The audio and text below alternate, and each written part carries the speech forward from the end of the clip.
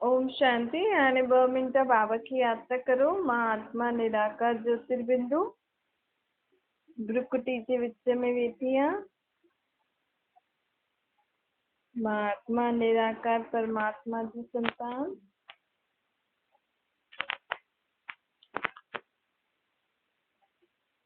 हाणे परमात्मा की याद थी करा।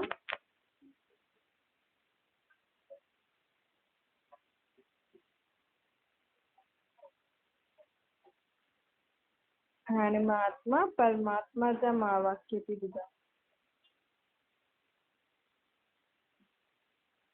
ओम शांति। अॼु मिठा मिठा श्री बाबा ब्रह्मा जे तन द्वारा चवनि था, मीठे मीठे बच्चे, बाबा हाणे हिन पतित दुनिया में छो आयो आहे?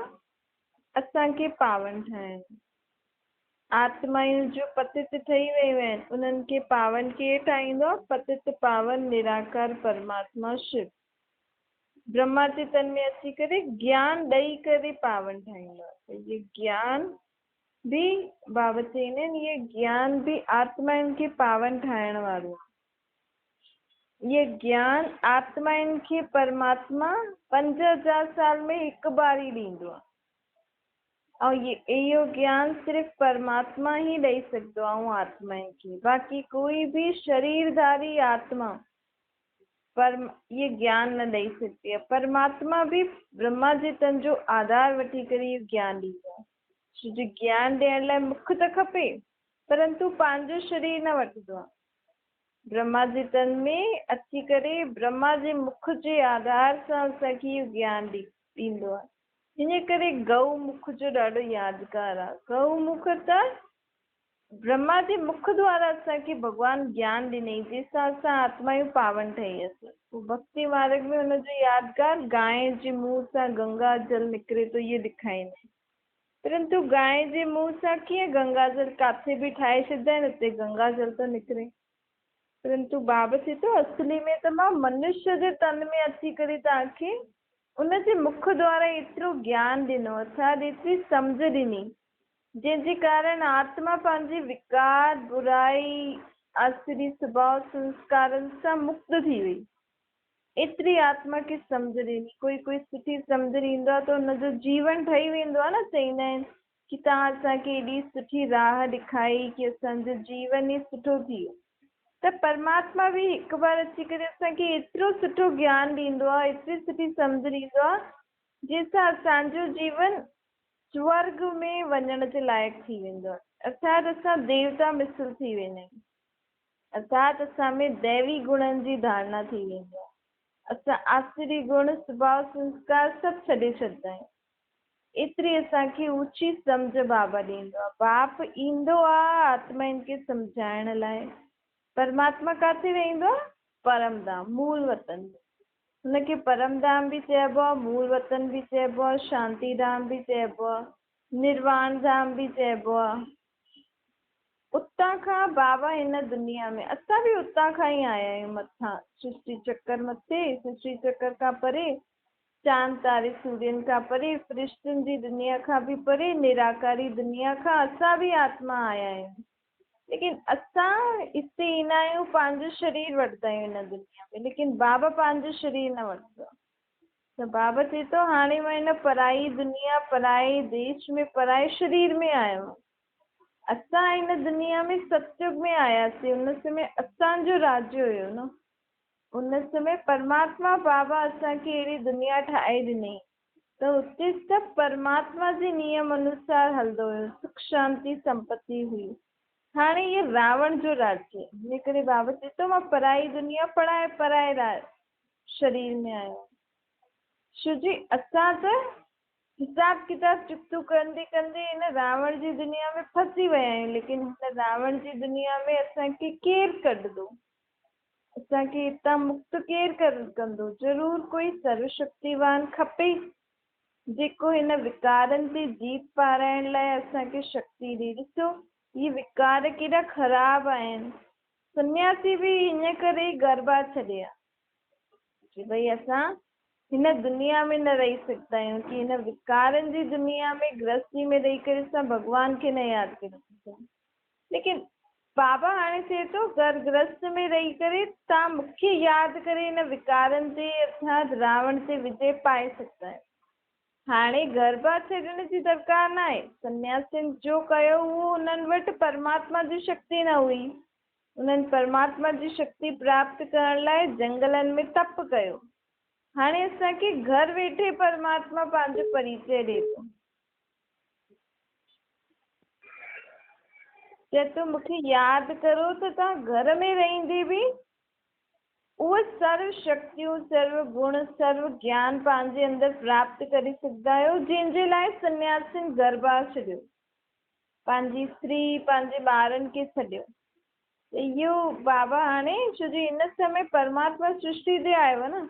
असांखे कोई परमात्मा खे प्राप्त करण लाइ जप तप न करिणो आहे। परमात्मा त सृष्टि ते अची वियो आहे।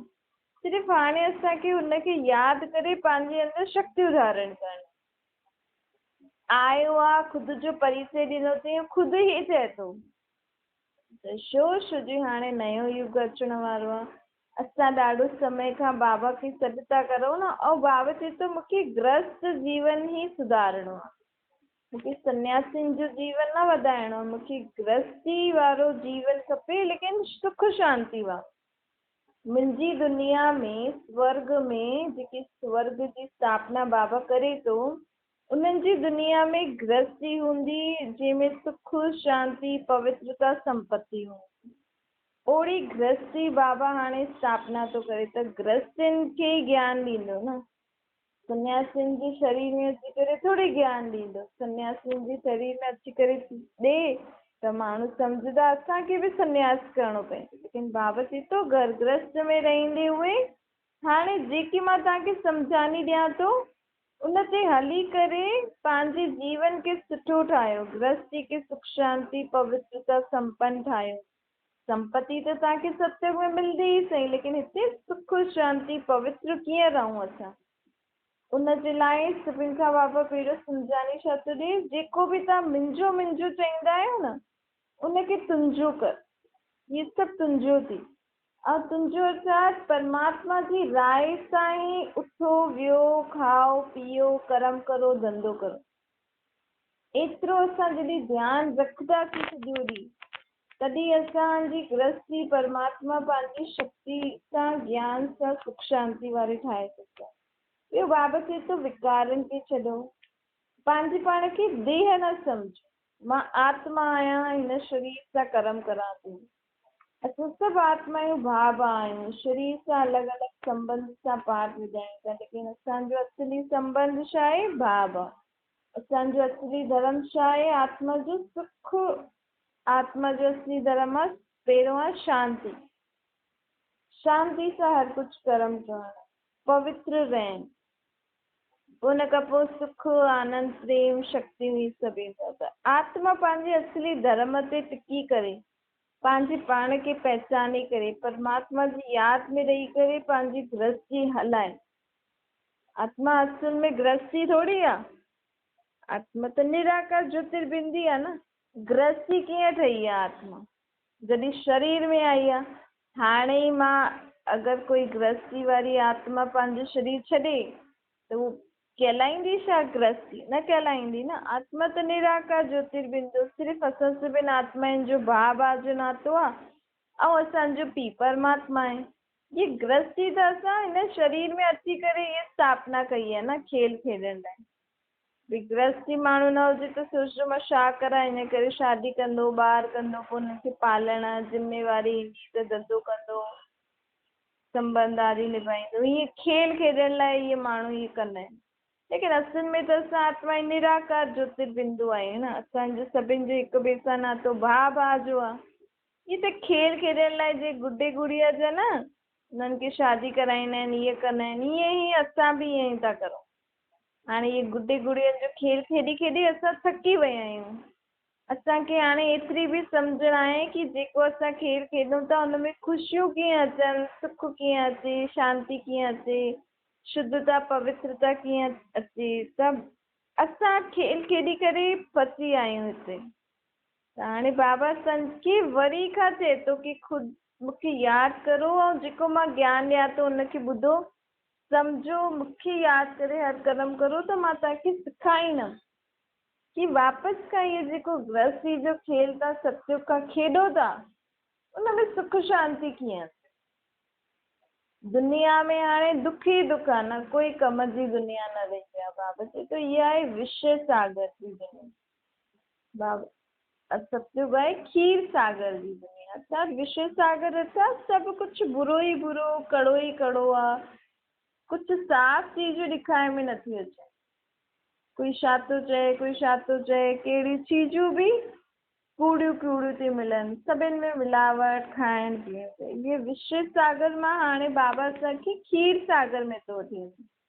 खीर सागर था जाते सभी दुनिया दूध मुआफ़िक साफ़ हूंदी, प्रकृति भी साफ़, मनुष्य आत्मा भी साफ़, चीजूं जो मिलंदियूं हुते उहो बि साफ़, सभु कुझु सुठो ई सुठो। असल में हाणे असां खीर सागर में वञण जे लाइ परमात्मा असांखे मिलियो आहे। बाबा चए थो हाणे मां तव्हांखे अहिड़ी दुनिया में वठी थो हलां जिते खीर जी नदियूं वहींदियूं। अर्थात उते जो पाणी बि एतिरो शक्तिशाली हूंदो आहे, जीअं माण्हू चवंदा आहिनि न खीर पीओ त इहो फ़ाइदो इहो फ़ाइदो। अॼुकल्ह जे खीर में त एतिरो फ़ाइदो न आहे, लेकिन वैसे खीर छो पीअंदा आहियूं? उन्हनि सां जेको फ़ाइदो थींदो आहे हुते उहो पाणी पीअण सां ई थी वेंदो। हुतां जी गायूं जो हूंदी उहो बि एॾी फर्स्ट क्लास हूंदियूं, कोई बीमारी न हूंदी। हिते त मनुष्य बीमार पवंदा आहिनि, हिते त गायूं बि कॾहिं बीमार न पवंदियूं, मनुष्य बि न त गायूं बि न, फर्स्ट क्लास हूंदी। जानवर आदि कोई बि बीमार न थींदो। हिते ऐं हुतां स्वर्ग में राति ॾींहं जो फ़र्क़ु। एतिरी सुंदर फर्स्ट क्लास दुनिया में वठी वञण लाइ बाबा हाणे असांखे चए थो ॿार तयारु थियो, मुंहिंजे चए ते हलो, पंहिंजे पाण खे हुन दुनिया में हलण लाइ लाइक़ु ठाहियो। दुनिया त हिकु ई हूंदी न, इहे ई पुराणी थी आहे, इनखे नयो ठाहिणो आहे। इनखे नए ठाहिण जो समय हाणे आहे, इनखे पुरुषोत्तम संगम युग चइबो आहे।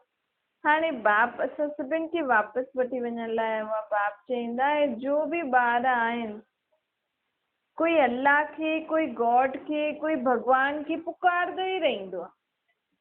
मुंहिंजा नाम ॾाढा रखी छॾिया अथनि।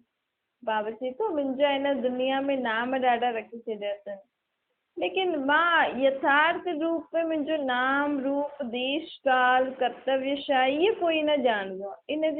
इन जे बारे में मां ई अची करे ॿुधाईंदो आहे। सुठो ऐं बुरो जेको बि ॾिसो, जेको बि जंहिंखे ईंदो आहे उहो चईंदो रहंदो आहे। हाणे बाप सां आत्माउनि खे सभु कुझु यथार्थ ॻाल्हियूं थो ॿुधाए कि मुंहिंजो नाम शिव आहे, रूप ज्योतिर्बिंदु आहे। 5000 साल में हिकु बार मां ॿारनि खे ईअं ई अची करे ज्ञान ॾींदो आहे। मां निराकार आहियां, त निराकार आत्मा ब्रह्मा जे तन में अची करे निराकार आत्माउनि खे पढ़ाईंदी आहे जेकी शरीरनि में आहिनि। लेकिन पढ़ाईंदे समय मां आत्माउनि खे ई ॾिसंदो आहियां, मां शरीरनि खे न ॾिसंदो आहियां। आयो मां निराकार आत्माउनि खे, जॾहिं शरीर में मां ईंदो आहे उन आत्माउनि खे बि तॾहिं पढ़ाईंदो आहे जॾहिं शरीर में हूंदी। छो जो मूंखे सम्झ आहे कि हिन शरीर सां ॿुधण वारी तव्हां आत्मा आहियो, इन करे मां उन सां ई ॻाल्हाईंदो आहे जेकी ॿुधे थी। शरीर त नथो ॿुधे न, ॿुधे त आत्मा थी। त बाबा बि आत्माउनि खे ॾिसी करे ॻाल्हाईंदो आहे, आत्माउनि खे सम्झाणी ॾींदो आहे, आत्माउनि खे ई जेको चइणो हूंदो आहे उहो चईंदो आहे। असां त शरीरनि खे ॾिसी चईंदा आहियूं न। त बाबा चए थो हाणे तव्हां बि इहो अभ्यास करो, कंहिंसां बि ॻाल्हायो त हुनजे मुंहं जी तरफ़ न ॾिसो, हुनजी भ्रुकुटी जे विच में जेकी आत्मा आहे उनखे ॾिसी करे ॻाल्हायो। भले आत्मा अखियुनि खां ॾेखारे बि नथी ॾे, लेकिन एतिरो पतो त आहे न हिते भ्रुकुटी जे विच में आत्मा वेठी आहे। आत्मा कॾहिं बि मृत्यु खे न पाईंदी आहे, शरीर मृत्यु खे पाईंदो आहे। आत्मा त चैतन्य आहे न, शक्ति आहे। अमृतसर में बि अकाल तख्त आहे, उहो तख्त लकड़ी जो आहे।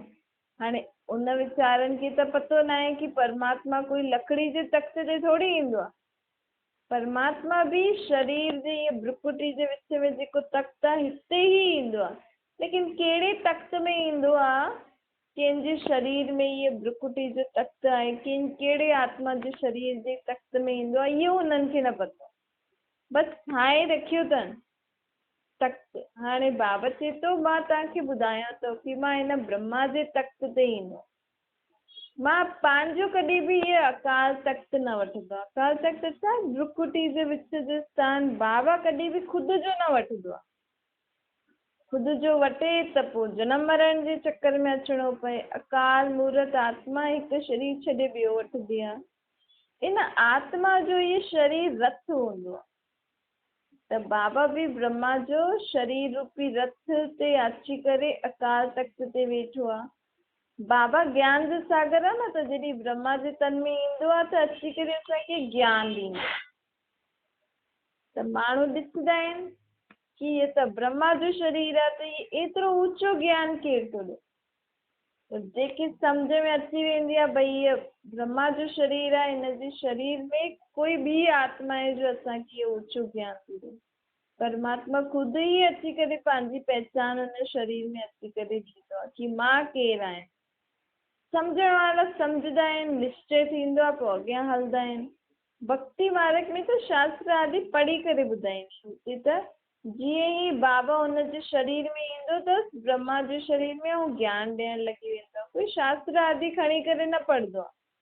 परमात्मा जो नाम ई आहे ज्ञानेश्वर, अर्थात ज्ञान ॾियण वारो ईश्वर। उहो ज्ञान जो सागर आहे न, हुनखे गॉड फादर चइबो आहे। हिते त कई माण्हू पंहिंजे पाण खे भॻवानु कहलाइण वारा ॾाढा आहिनि हिन दुनिया में।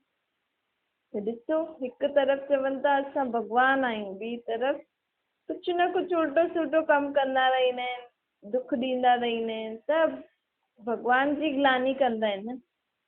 पंहिंजे पाण खे भॻवानु कहलायो, पोइ हिक ॿिए खे तव्हां कुझु बि उल्टो सुल्टो चओ, सम्झो कुझु ग़लति कमु बि थी वियो, त ॾिसण वारा त इहे ई चईंदा न इहे त भॻवानु आहे, अहिड़ो भॻवानु थी करे अहिड़ो ग़लति कमु थो करे। त भॻवान जी ग्लानी कई त पोइ पाप कर्म बि चढ़ी वेंदो आहे।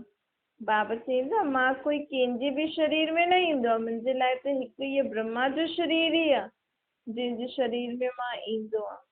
ऐं 5000 साल में हिकु बार हिन जे शरीर में ईंदो आहे। ईअं न कि मां हर चक्कर में अलॻि अलॻि शरीर में अचां, न, इहो ई शरीर मुंहिंजो, इन जी आत्मा जो शरीर ई मुक़ररु आहे। छो जो हिन दुनिया में हिकु ई आत्मा आहे जो पूरा 5000 साल हिन सृष्टि ते रहंदी आहे। जॾहिं कृष्ण जी आत्मा जन्म वठंदी तॾहिं खां 5000 साल जो चक्कर शुरू थींदो, त हुन जी आत्मा जे शरीर में ई बाबा ईंदो आहे। छो जो हुनखे ई वापसि नंबर 1 ठाहिणो आहे, ऐं उहो ई ज्यादा बाबा खे यादि कंदी आहे। बस धन हुयुसि द्वापर में बि, त बि जॾहिं खां दुख शुरू थियो त द्वापर युग में सोमनाथ जो मंदिर बि कृष्ण जी आत्मा ई ठातो। लेकिन वो जॾहिं कृष्ण वारे रूप में हुई सत्युग में, हुन समय न ठाते।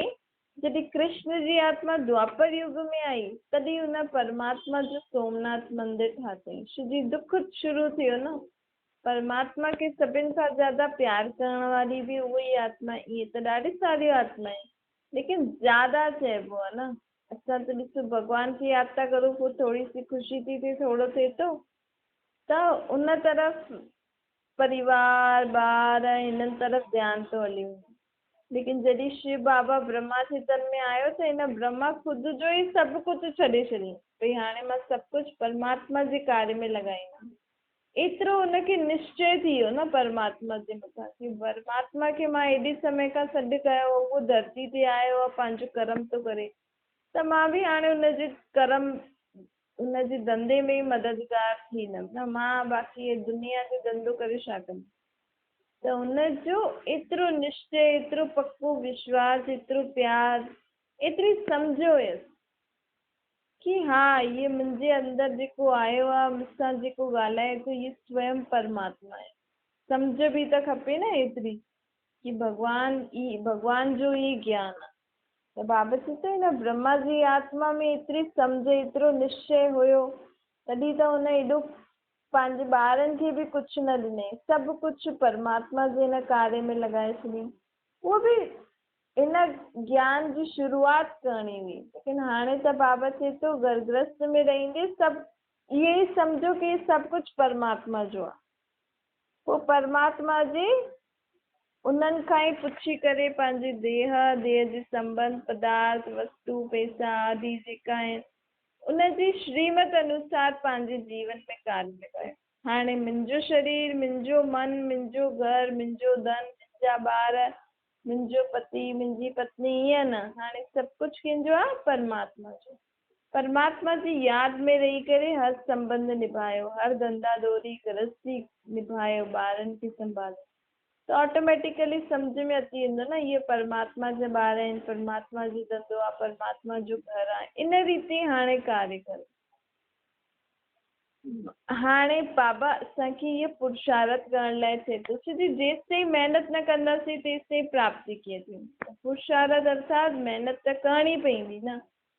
जॾहिं असां द्वापर युग खां असां अहिड़ा थिया आहियूं, असांजा संस्कार स्वभाव अहिड़ा थिया आहिनि जो हिक ॿिए खे दुखी ॾींदा रहंदा आहिनि, कुझु न कुझु उल्टो सुल्टो कंदा रहंदा आहिनि। त संस्कार परिवर्तन करण लाइ, पंहिंजो स्वभाव संस्कार परिवर्तन करण लाइ परमात्मा खे इहे ज्ञान ॾियणो पए थो। त बाबा चए थो हाणे महिनत करो, पंहिंजे संस्कार स्वभाव पंहिंजी सोच खे बदिलण लाइ बि ख़ुदि खे महिनत करणो। बाबा कोई असांखे आशीर्वाद वरदान थोरी ॾींदो, बाबा त सम्झ ॾींदो। हाणे असांखे स्वयं खे महिनत करणी आहे कि सुबुह खां राति ताईं मुंहिंजी सोच कीअं थी हले।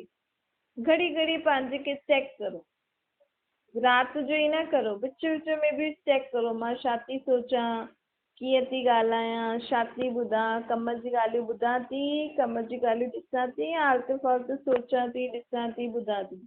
इन रीति पंहिंजे पाण खे पढ़ायो। जीअं माण्हू ॿारनि खे पढ़ाईंदा आहिनि न, चवंदा आहिनि कि असां नंढनि खे शिक्षाऊं था ॾियूं, पढ़ाई या कोई शिक्षा आदि, ईअं हाणे स्वयं खे शिक्षा ॾियो। हाणे परमात्मा सभिनि आत्माउनि खे शिक्षा ॾियण आयो आहे, नंढे वॾे खे नथो ॾे, शरीरनि खे थोरी ॾिसंदो आहे। बाबा त आत्माउनि खे ॾिसंदो आहे। बाबा चए थो चाहे आत्मा वॾे शरीर में आहे चाहे नंढे शरीर में आहे, सभी आत्मायूं पतित आहिनि न। सभी आत्मायूं विकारी जो त बोझो आत्माउनि जे मथां चढ़ियल ई आहे न, जन्म जन्मांतर जो 63 जन्मनि जो पाप सभिनि जी आत्मा में चढ़ियल आहे। चाहे नंढे ॿार जी आत्मा हुजे, कोई आत्मा नंढे शरीर में हुजे त बि हुनजे मथां पाप जो बोझो त आहे। तॾहिं त अॼुकल्ह ॿार पैदा था थियनि, कई गर्भ में ई शरीर था छॾनि, कई पैदा थींदे ई बीमार था पैदा थियनि, कॾहिं कंहिंजो शरीर जो कोई अंग कहिड़ो कीअं आहे, अहिड़ा ॿार छो था पैदा थियनि? छोजी पाप कर्मनि जो बोझो त आहे ई न। आत्मा जो ॿार जे शरीर में आई आहे त कंहिंजो शरीर त छॾे करे आई हूंदी न। उन शरीर में उन कहिड़ा कर्म कई, कीअं उन कहिड़ी स्टेज ते शरीर छॾियईं, त इहो बि त उन आत्मा त ॿिए शरीर में ईंदी, लेकिन आत्मा खे अंदरि महसूस त थींदी रहंदी न। सम्झो कंहिंखे दुख ॾेई करे शरीर छॾी आहे, त अगरि उहो शरीर छॾे थी ऐं अञा बि माण्हू हुनखे बुरो भलो चवनि था, त उहो बुरो भलो चइण वारा जेका आहिनि उन्हनि जी वाइब्रेशन त उन आत्मा ताईं पहुचे थी न, त उन आत्मा खे पोइ उहो भोगणो त पए थो। ॿार कॾहिं कॾहिं हिकदमि सां रोए थो, अलाए छा छा थो सोचे, छा थो करे, त इहे छो थो थिए? छो जो आत्मा शरीर छॾंदी आहे न, त जातां बि आई आहे हुतां वारा माण्हू हुनजे लाइ छा था सोचनि, छा था करनि, त उहो आत्मा ताईं पहुचंदो आहे। इन करे बाबा चईंदा आहिनि जॾहिं बि कोई शरीर छॾे, हिन समय तव्हां सां जेको बि हिसाब किताब अथव उनखे क्षमा कजो, उनखे माफ़ करे कि मां अगरि हिन सां कुझु ग़लति कयो आहे त हुनजे लाइ बि मां हिन सां माफ़ी थी मांगा, हिन मूंसां कुझु ग़लति कई त हुनजे लाइ मां माफ़ी थी मांगा। त हिन रीति ॿिन्हिनि हिसाब सां हुनखे सुठी रीति छुटी ॾियो। भई इहा आत्मा जाॾे बि वञे, जेको बि शरीर वठे, हुते सुख शांति सां रहे, सुठी तरह रहे, सुठी तरह पैदा थिए, सुठो जीवन जिए, सुठी पढ़ाई पढ़े, सुठो जीवन। इन रीति आत्माउनि खे विदाई ॾियो। रोई करे उल्टो सुल्टो उनजे बारे में कई बार सोचे करे या पुराणियूं हलियूं इहो थियो, इन रीति अगरि पाण हुनखे छुटी ॾींदासीं त उहो जाॾे बि वेंदी उहा आत्मा त उनखे उते दुख थींदो आहे, उनखे उन जीवन में कुझु अशांति या कुझु अंदरि ई अंदरि घबराहट या ईअं कुझु थींदी आहे। जीअं त मूंखे कोई यादि थो करे, मुंहिंजा कोई कम अधूरा आहिनि ईअं रीति त आत्माउनि ताईं उहा ॻाल्हि पहुचंदी आहे। त बाबा चए थो हाणे इहा आत्मा जो पाठ पको करो ऐं जेको बि तव्हांजो जो बि जंहिंसां हिसाब किताब अथव सभु कुझु भुलिजी वञो, सभु कुझु बाबा खे ॾेई करे हाणे पंहिंजे मन खे शांति करो। जो जंहिं ॾिसां जो कयो, मां ॾिसां जो कयो, सभिनि सां मां माफ़ी थी मांगा, सभिनि खे माफ़ थी करां ऐं बाबा खे सभु कुझु ॾेई करे हाणे पंहिंजे नए जीवन जो बाबा असांखे हाणे नयो स्वर्ग जो जीवन ॾियणु आयो हुनजे लाइ असांखे तयारी करणी। अच्छा मीठी मीठी सिपीले जे ॿारनि प्रति माता पिता बाप दादा जो यादि प्यार ऐं गुड मॉर्निंग रूहानी बाप जी। असां सभिनि रूहानियुनि ॿारनि खे नमस्ते। असांजी बि रूहानी माता पिता बाप दादा खे यादि प्यार गुड मॉर्निंग ऐं नमस्ते। वरदान आहे सेवा में रहंदे संपूर्णता जी समीपता जी अनुभूति करण वारा ब्रह्मा बाप समान एग्ज़ाम्पल ठहो। जीअं हिन ब्रह्मा बाप सेवा कंदो हुयो, सभिनि जी ॻाल्हियूं बि ॿुधंदो हुयो, लेकिन ॿुधंदे उहे बि कननि सां ॿुधे उहो तो, लेकिन अंदरि ई अंदरि कंहिंखे चईंदो हुयो, परमात्मा खे चईंदो हुयो।